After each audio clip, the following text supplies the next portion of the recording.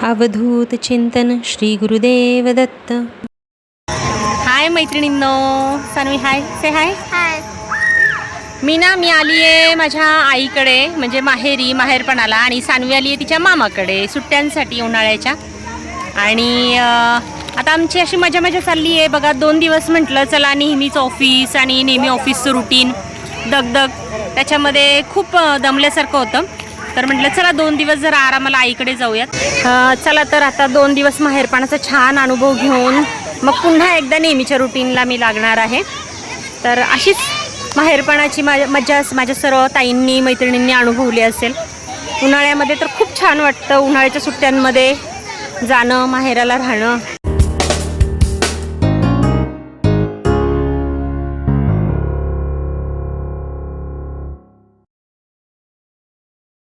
ऑफिसच्या कामामुळे मला मोजून 2 दिवस मिळणार होते, शनिवार रविवार, पण तरी ठरवलं की नाही, आता बस, खूप झालं काम काम काम।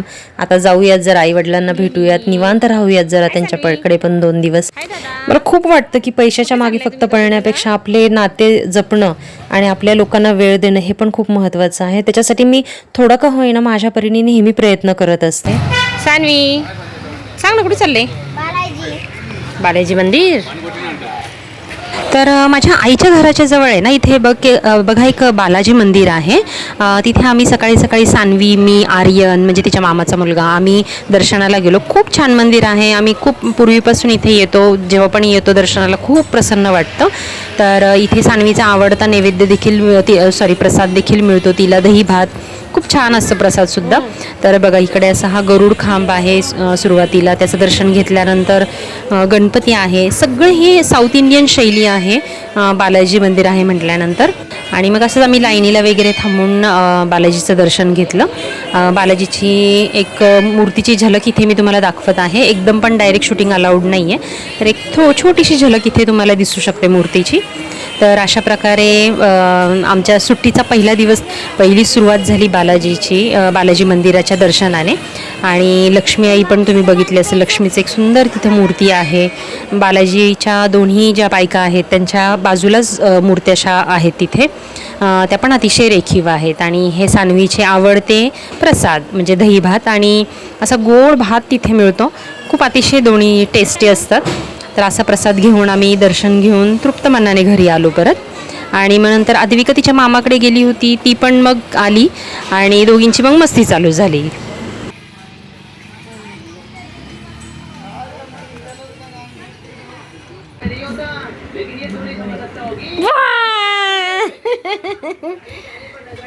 तुला वाटलं आम्ही नाही आलो? आम्ही जरा दोघी जणी असं लपून बसलो होतो तिची गंमत करण्यासाठी, जेव्हा ती मामाकडून आली। आणि नंतर छानपैकी असं टॉय हाऊस खेळत बसल्या दोघी जणी। माझी बहिणीची डॉल अद्विका, हाय कर सगळ्या अंकल आंटींना, हाय कर, हाय अंकल आंटी। दाखवा तुमचं प्ले हाऊस दाखवा, काय काय प्ले हाऊस मध्ये। हा मुलांचा बेडरूम आहे, हे टॉयलेट आहे आणि हे मोठ्यांचं आहे। खाली किचन आणि हॉल आहे ना, हॉल आणि हे सुंदरसं गार्डन, हे डायनिंग टेबल, वाव। आणि असं समोरून बघू कसं दिसतंय, अरे वा, किती सुंदर डॉल हाऊस आहे। त्याची खिडकी आहे, दार नाही लावले अजून। किती खेळणी आहेत बघा मुले या दोघींकडे, पण तरी पण असे काही नवीन टॉईज आणले की त्याच्यामध्येच रमून जातात मुली। आणि आता सानवी आणि अद्विका मस्तपैकी खेळण्यामध्ये रंगल्या। आणि त्याच्यानंतर मग आम्ही दुपारी हे सगळं त्यांचं निवांत खेळून झाल्यावर संध्याकाळी आम्ही पुन्हा एकदा गार्डनला गेलो त्यांना घेऊन। गार हवेमध्ये संध्याकाळी छान गार हवा असते गार्डनला, तर दोघीजणी छान खेळल्या, त्यांच्या बाकीच्या पण मित्रमैत्रिणी होते तिथे।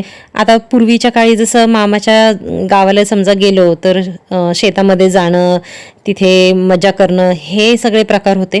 पण आता आपल्या साईडला काही शेत वगैरे नसल्यामुळे आपण असे जवळपासचे काही असे गार्डन्स वगैरे असं शोधून आपण तिथेच लहान मुलांना नेऊन रमवायचा प्रयत्न करतो। तर अशा प्रकारे आमचं गार्डनमध्येच त्यांना आम्ही खेळवलं।